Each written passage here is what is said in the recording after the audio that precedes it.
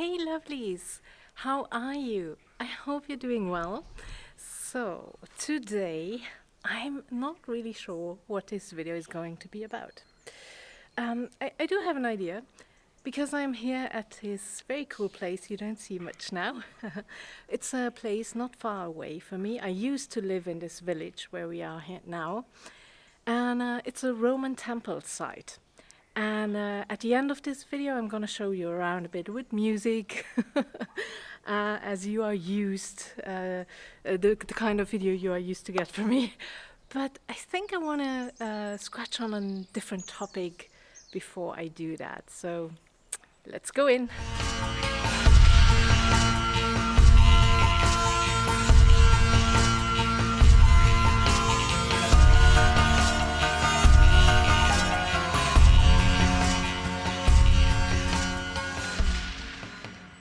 So there in the back you can see already a little part of the temple, or the site we are currently at.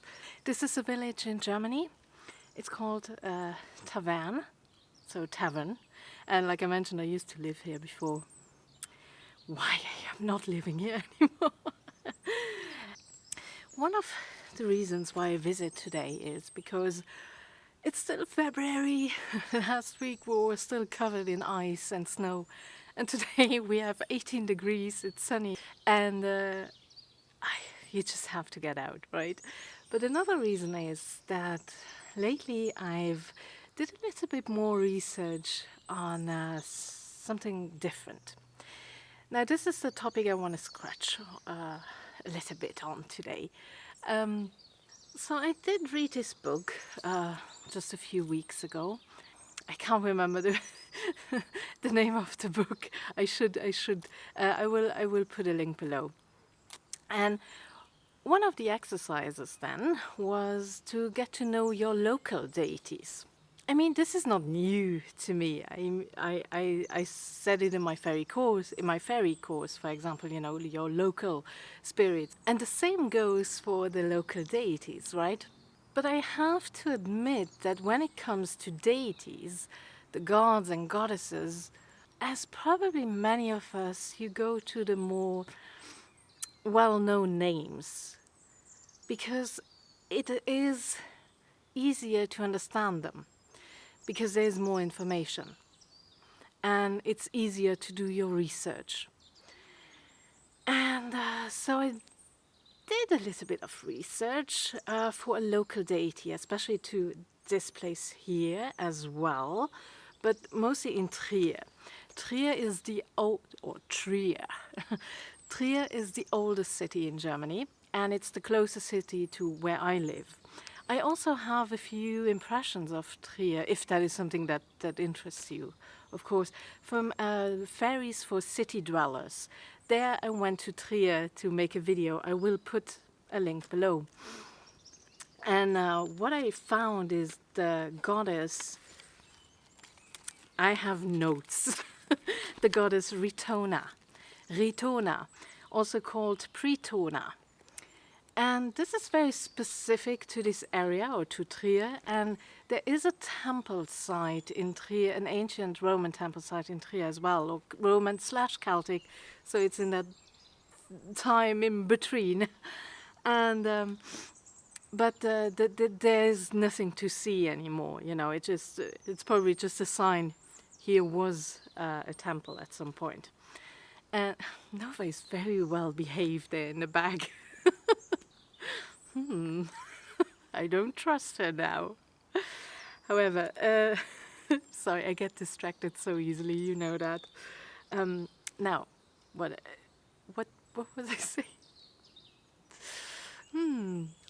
So Ritona, it's very specific to Trier, but she is also, there is still a place in France, somewhere in France, where she has been worshipped, but that's pretty much it.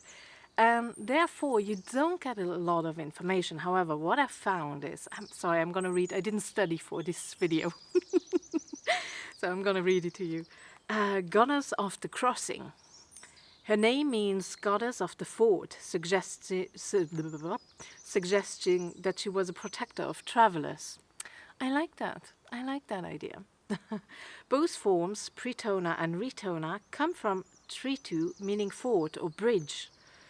Trier was a crossroads lying between Luxembourg, Germany, Belgium, and France because of the river. There's the Mosel. And retona is then again associated to the Mosel, to the river Mosel. And that was, of course, a trade and transportation hub. Trier had several temple complexes, including the Alpertal site, which I just told you about, and Retona had a temple there. Goddess of rivers, so she is the goddess of rivers, of crossroads, and also of trade and travelers. So she gets a bit of a few associations. I actually find that interesting because I wasn't really aware of Retona. I'm going to see if I find a picture again. They found a sculpture of Retona, but it was completely destroyed except for her feet. And so this is now only one goddess that I researched a little bit. But that made me think, yes, how many gods and goddesses are we not really aware of? Because many of you people, I know that I have mostly people from America. So how is it with your local deities? Because we, especially those who, a lot of those who follow my channel, might have more an interest in Celtic deities or even from the Northern Pantheon. I don't know, I just assume. Correct me if I'm wrong. Please go ahead, correct me. Maybe even Roman. Like here. I don't follow the Roman pantheon, but I like their sites. We have a lot of them around, and Celtic sites around here, really both. And as we do that, we of course go then for the big names. Now, for example, I don't often talk about my work with deity. That has a very good reason, and I will come to that in a minute. But the main deities I work with are from the Celtic pantheon. Now, one who accompanies me my entire life already is Canunos. Canunos was always my main god that I researched and so on. Canunos is very popular, which is strange because the actual facts you have about him they are sparse. You cannot find a lot of him on a historic base. However, he evolved in something so much more interesting. Now, when we talk about that, he evolved into something, and people are creating their own stories, right, about deities. And I have a video about, in the Faery course, about is it all real when doubt creeps in. I touch upon this topic, and also Faery in fantasy, fantasy in Faery, where I talk about this stuff with my husband. I'm gonna put the links below, so if you are interested, you can watch them. One is much longer, but maybe you're interested. So what do they really become if so many people start to create a myth of their own, even if it's not based on historic facts, right? But it's interesting in what he evolved. But Canunos was there for me. Now, this is now personal, okay? I'm not going into the other stuff because that needs videos of their own, But I'm just going a little bit from personal experience. And Canunos was always there already as a child, even if I didn't really could comprehend what that antler dude means. But he was always there. And then other gods or deities appeared more as time evolved. And one of those is Bridget. Bridget is very well known, not just in the Celtic or in the pagan world, but she's a saint, right? Bridget is close to me because we share a day. My birthday is on Emolk, and so she was always close to me. And then also because of her aspects of Smith and poetry and healing, that is something that is always, that is just something close to me. And another, later then when I became more interested in Welsh mythology and in Welsh, I want to say myth, same thing, lore and legends. I came across Gwyn ap Nudd, and he does share certain aspects with Canonos, but I find him very, very interesting. And I know the first time I went to Wales, it was really great. I was at Cadair Idris, where he is seen sometimes on the mountain, and there is a certain energy, but it covers the entirety of Wales for me again. And I had some great experiences there. And then another goddess I want to mention that I personally work with is Elen of the Ways. Now, Elen of the Ways is again a very, how do you want to say? There are not a lot of facts about her. She's not that well known. She's the goddess of the ley lines, if you like. And if you know my channel, you know, I'm into that stuff. And she is an antlered goddess, and she's associated with deers or reindeers. And but there is a one book, if you are interested. I also mentioned her briefly in my Faery course, I think. There's a book of, which is called Elen of the Ways, by Alan Santier. It's been a while, so I have to check that again, but I'm going to write it down again in the description box, so you can have a look at that if you like to know more. Now, like I mentioned before, I don't talk much about my work with deity. And just the same as I don't talk much about my personal work with Fae. This has a very good reason, because everything happens in sacred space, and sacred space means exactly that. There are boundaries, and I'm not going to share what I'm doing there and what I experienced there. And so this is just me, right? That doesn't mean that others can't do that. It just means that I don't. That's all there is. And I do find it interesting that others share so openly what they are doing. And it's interesting to see how different we are in our approaches to work with them. However, there has always been different. There is a difference if I work with Fae or with deity. And the reason I do this video is actually because I want to know from you guys, what is the difference for you? Now, for me, Fae is much more, it's just closer. It's closer. It's not as an abstract concept as deity. Deity can be quite abstract and confusing at times. How do you see that?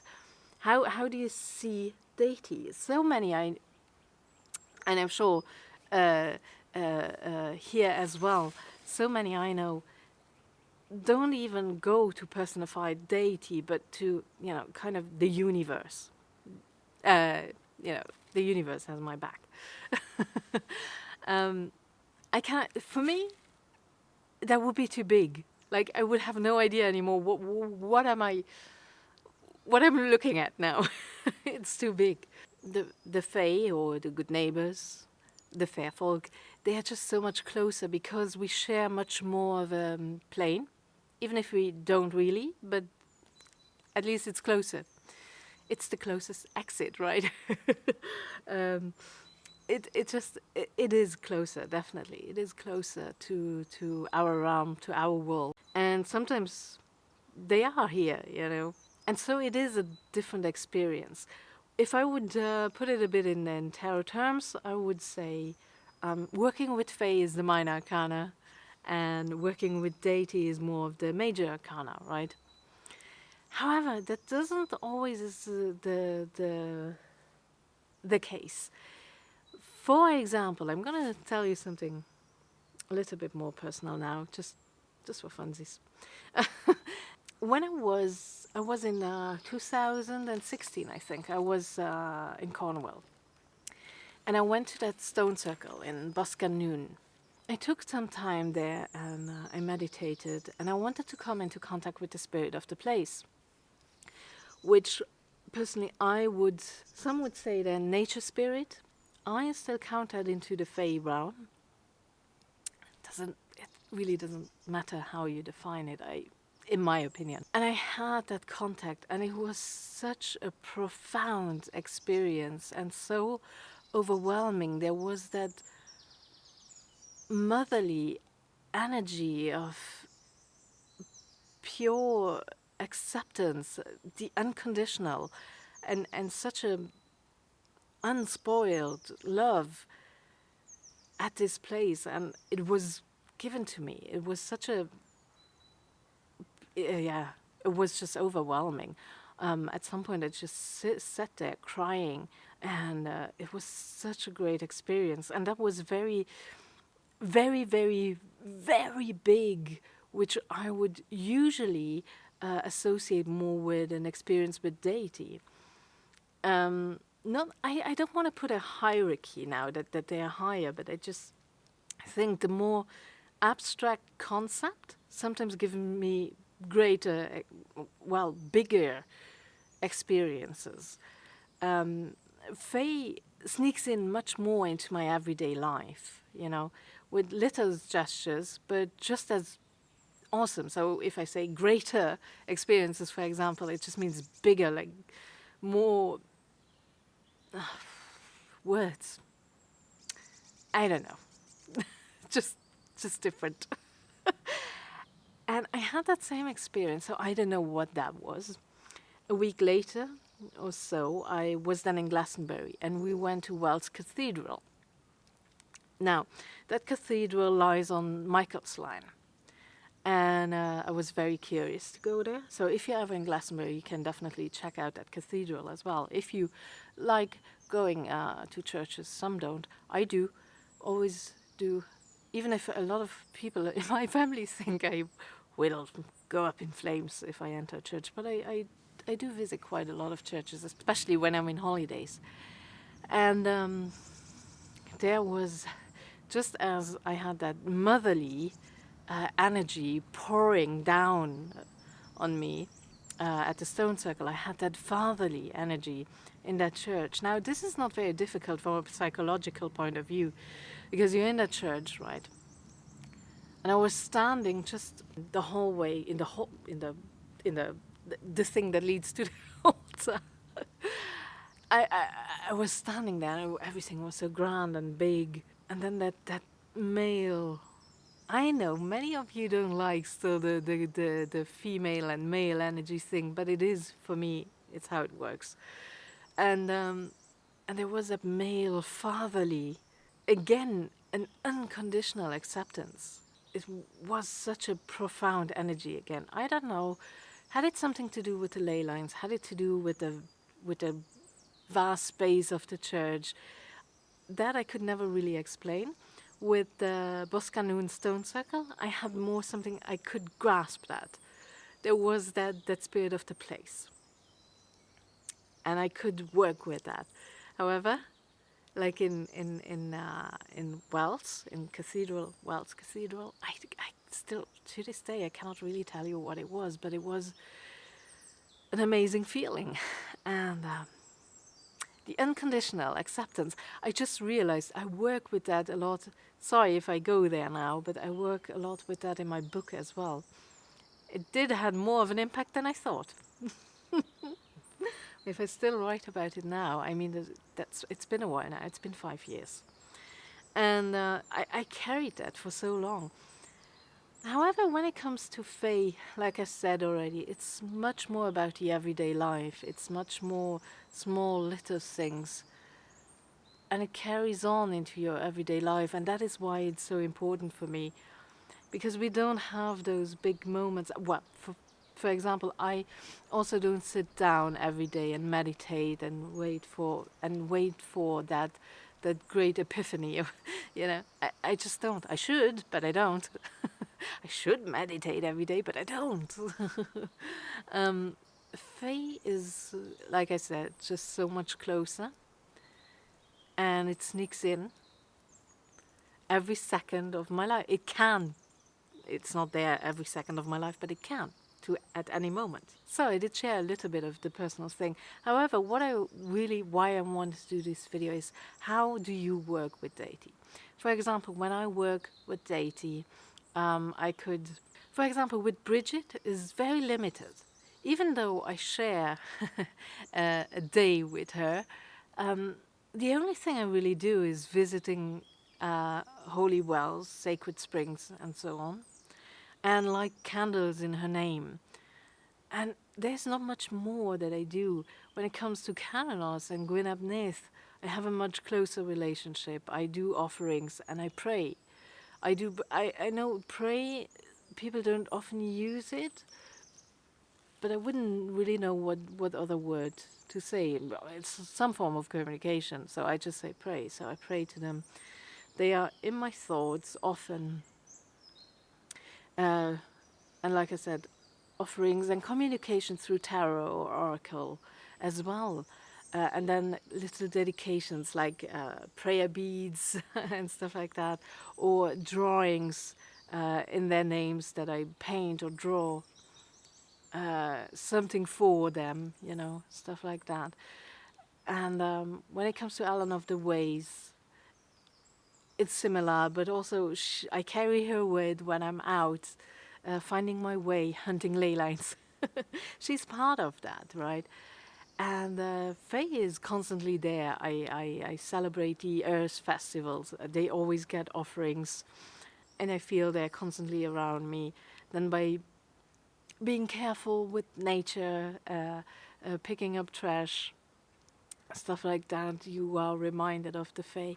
I mean, just going to nature, go through the forest, you can feel them constantly. And I would really love to hear from you. Is deity a concept that is very abstract for you, or is it something more tangible? Do you make a difference on how you work with Fae or nature spirits or spirits of the places and deity? Yeah, just let me know. Let me know in the comments, or if you are a YouTuber yourself, maybe do a video response. I would love to have to watch something with my coffee in the morning. I know I should meditate, but I don't. So, and I told you already, I'm a bit out of the loop for a while. You know why.